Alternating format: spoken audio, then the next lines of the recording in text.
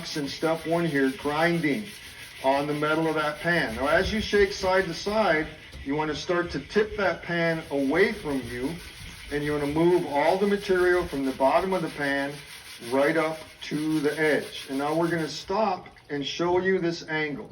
The entire time you are actively panning, you need to keep your pan at an angle. You never pan flat. And you can do a simple test, see if you're doing it right. You can put your hand on the bottom of the pan. You are touching metal. There is no sand or rock on the bottom of that pan. The reason we do this, when we shook everything flat in step one, the gold sank to the bottom. As we moved everything forward, that gold slid along the bottom of the pan. It is now caught in this little crease, and that's what's going to hold on to your gold. So you have to keep your pan at an angle. You never pan flat. At that angle, you take on a little bit of water, and again, like the trommel screen, shake side to side. That's going to set that heavy gold into the crease. It's also going to lift light material to the surface. So the next thing you do is stop shaking.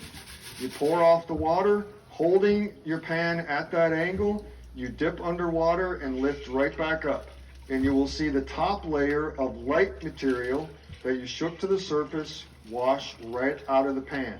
You dip and lift without changing the angle of the pan.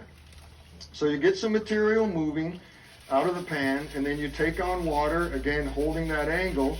Just a little shake side to side will set the gold into the crease and lift more light material to the surface. Stop shaking and pour, and you dip and lift. You let the water do the work for you.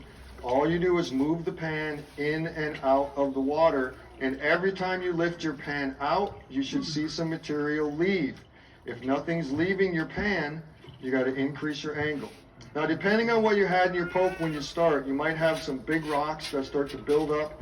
If you have big rocks that aren't moving, you can just carefully pick them off the surface and get them out of the pan. They get in the way later on. I'm going to take on water again, holding my pan at an angle, shake side to side, set the gold in the crease, lift light material to the surface, stop shaking and pour, and dip and lift, holding the angle of the pan. And you continue these steps until you get down to just about a spoonful. I'm almost there.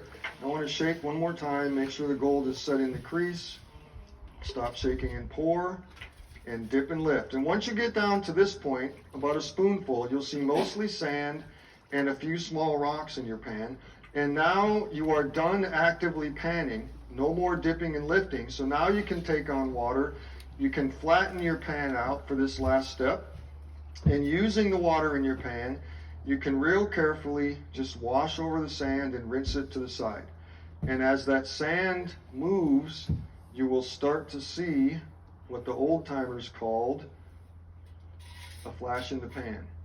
And that's going to be your gold. Gold stays put, sand moves. So get the gold nice and clean, and when you see that gold, there's no mistaking what it is. That's placer gold.